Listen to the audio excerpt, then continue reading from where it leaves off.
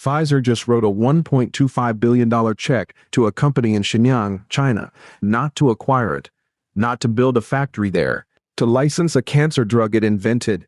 Then 2 weeks later, Pfizer wrote another check, $650 million up front, with up to $9.35 billion more to follow, to license 12 more cancer drugs from a different Chinese company. Then Bristol Myers Squibb signed a $1.57 billion deal with a Chinese firm. Then AstraZeneca signed an $18.5 billion deal with another.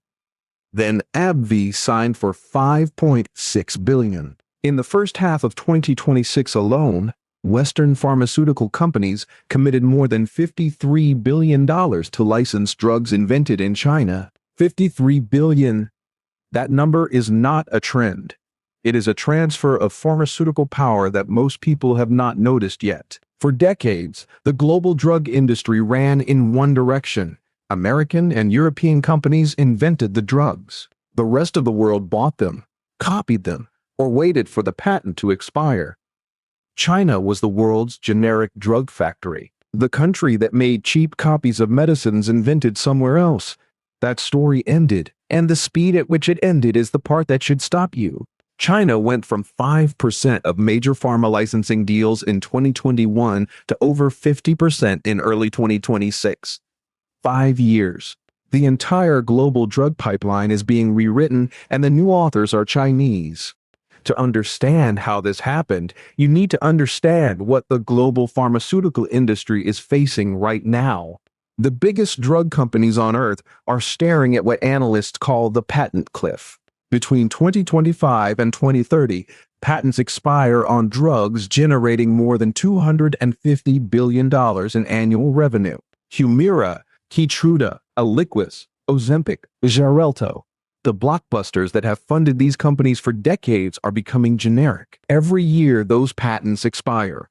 Billions of dollars in revenue disappear. The companies need new drugs. Building a new drug from scratch in a Western laboratory costs, on average, $2.6 billion and takes over 10 years. That math no longer works when your existing revenue is evaporating faster than new internal programs can replace it. The solution the industry found is licensing. Find a drug that someone else already invented, already tested in early trials, already proved has a real mechanism. Pay for the right to develop and sell it globally. The risk is lower. The timeline is shorter. The cost is manageable. And for the past several years, the place with the most drugs at this stage, with the best data, at the lowest cost, has been China. The Chinese pharmaceutical industry has been running clinical trials at a pace and at a cost that no Western country can match. China has been the top location for clinical research since 2021. More patients, faster enrollment, lower cost. The data has been world-class, and the molecules have been genuinely novel. Here is the part most coverage of this story gets wrong. These deals are not charity. Western companies are not paying billions of dollars to Chinese firms out of goodwill or geopolitical naivety. They are paying because the drugs are better than what they have in their own pipelines. The specific class of drugs driving most of these deals is bispecific antibodies and antibody-drug conjugates. These are next-generation cancer treatments that target tumors in ways conventional chemotherapy cannot. They are more precise. They cause less collateral damage to healthy tissue. They work on cancer types that have resisted every previous treatment. And Chinese biotech companies have moved faster in developing this class of drug than almost anyone in the West. The reason traces back to China's research model. China has an enormous pool of oncology patients. Clinical trials that would take years to enroll in the United States or Europe enroll in months in China. The data arrives faster. The failures happen faster. The iterations happen faster. The companies that were doing this work most aggressively, Innovent Biologics, 3S Bio, Remegen, Hengrui, Ascentage, Sino Biopharmaceutical have spent a decade building pipelines of next-generation cancer drugs that are now proving themselves in clinical data. When Pfizer's oncology team looked at what Innovent had built, 12 assets across antibody-drug conjugates and multispecific antibodies in areas where Pfizer's own pipeline was thinnest, the decision was not complicated. The price of not licensing was watching a competitor license it instead. The numbers tell the story in a way that is impossible to interpret as anything other than a fundamental shift. In 2021, Chinese biotech companies accounted for roughly 5% of major licensing deals between Chinese and Western pharmaceutical companies. By 2025, that figure had climbed to 38%. By early 2026, according to Pharma, it had crossed 50%. More than half of major pharma licensing activity now involves a Chinese company on the innovation side. AstraZeneca, Pfizer, and Bristol Myers Squibb have each committed more than $16 billion to collaborations with Chinese drug makers since the start of 2025 alone, surpassing all of their pharmaceutical peers over that time frame. The Pfizer and Innovent deal announced on May 28, 2026, is the largest China biotech licensing deal of the year at headline value, $10 billion total. The Pfizer and BMS and AstraZeneca and AbbVie deals are not isolated events. They are a pattern, and the pattern is this. The Western pharmaceutical industry has quietly concluded that the most productive drug discovery engine on the planet right now is not in Boston or San Francisco or London. It is in China.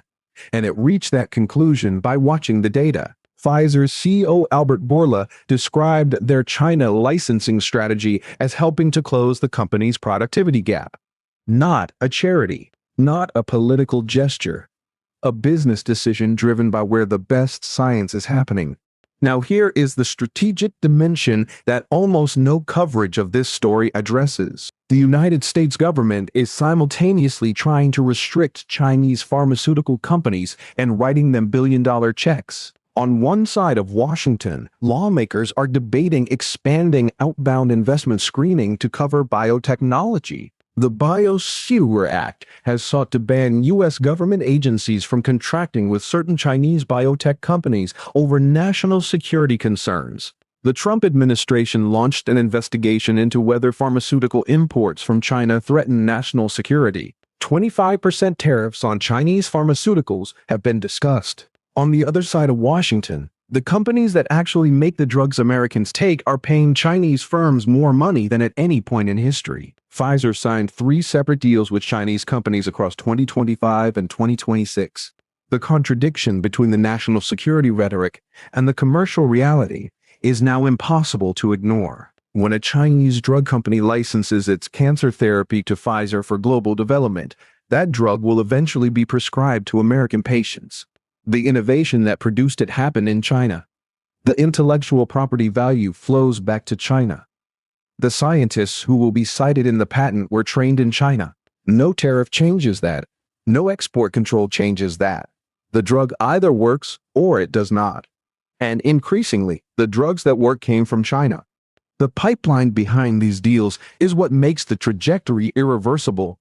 The drugs being licensed today were invented 5 to 10 years ago. The drugs being invented in Chinese laboratories today will be the licensing targets of 2030 and 2035, and the research infrastructure that is producing them is still expanding.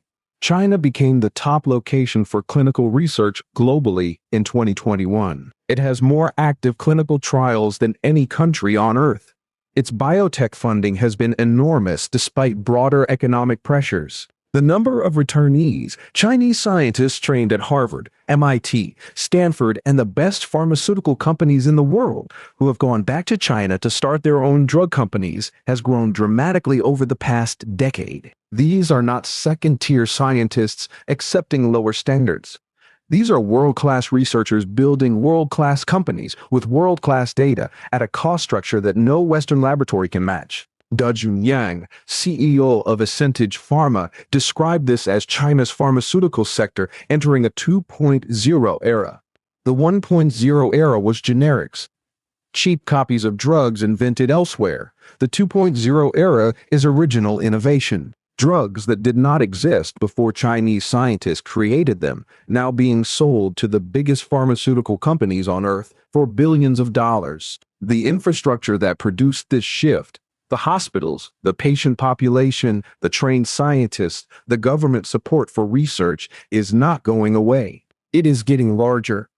Here is the comparison that puts this in the right historical frame. American pharmaceutical companies spent the second half of the 20th century licensing drugs from Europe. Swiss companies, German companies, British companies all licensed molecules to American firms that had the capital and the regulatory relationships to develop and sell them globally. That licensing flow was how American pharmaceutical dominance was built.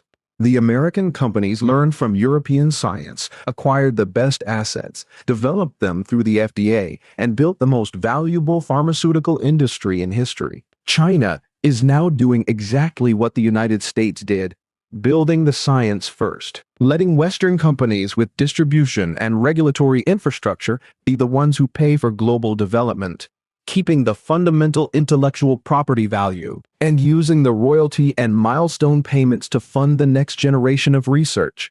The difference is that this transition is happening faster than the American one did. The United States built its pharmaceutical dominance over roughly 5 decades.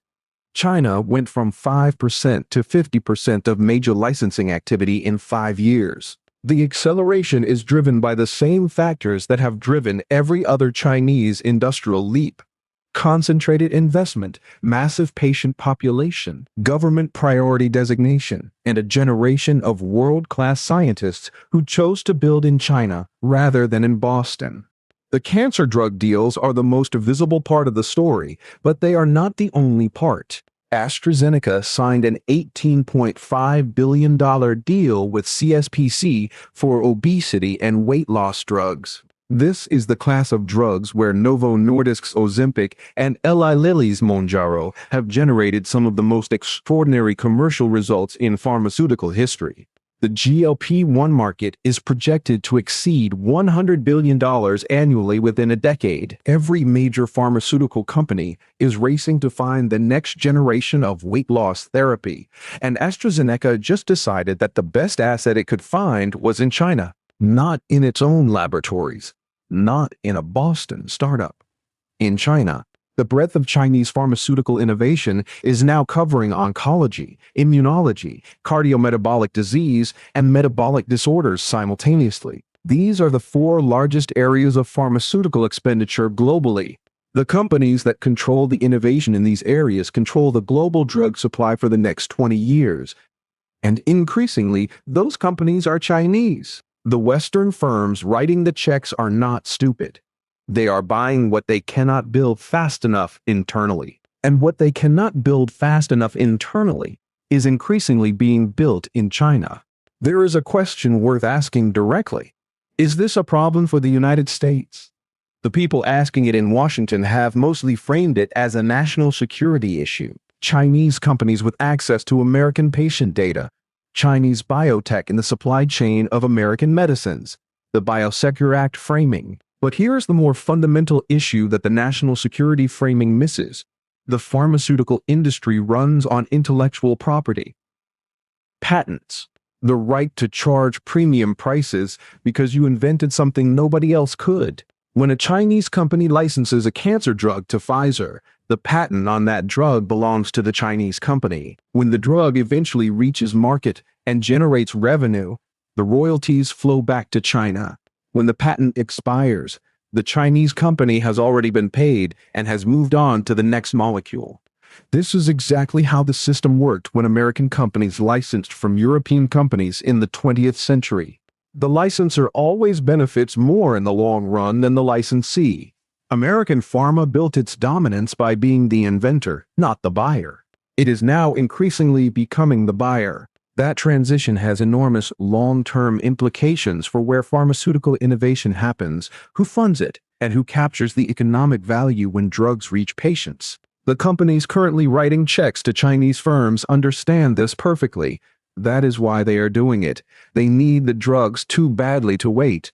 Here is the full picture. China went from making generic copies of drugs invented elsewhere to being the company that Pfizer, AstraZeneca, Bristol Myers Squibb, and AbbVie paid billions of dollars to license original medicines from. That transition happened in 5 years.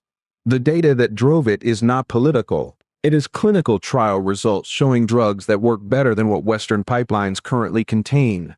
The infrastructure behind it, the patient population, the trained scientists, the government investment, the clinical trial capacity, is not a temporary advantage. It is structural. The $53 billion committed in the first half of 2026 is not the peak. It is the point where the pattern became impossible to ignore. In 2030, when the patent cliff has fully hit and Western companies need new drugs urgently, the Chinese pharmaceutical pipeline will be 5 years deeper and more proven than it is today. The companies being built in Chinese laboratories right now by scientists who chose to go home because the opportunity was better there than anywhere else will be the licensing targets of the next decade. The United States built its pharmaceutical dominance by being the world's best drug inventor for 50 years. China is building that position now, and it is doing it faster than anyone did before. Subscribe if you want to understand what that means for the global economy before everyone else does. And leave your answer in the comments. If China controls the patents on the drugs that treat cancer in 2035, what leverage does that give Beijing that no military technology could provide?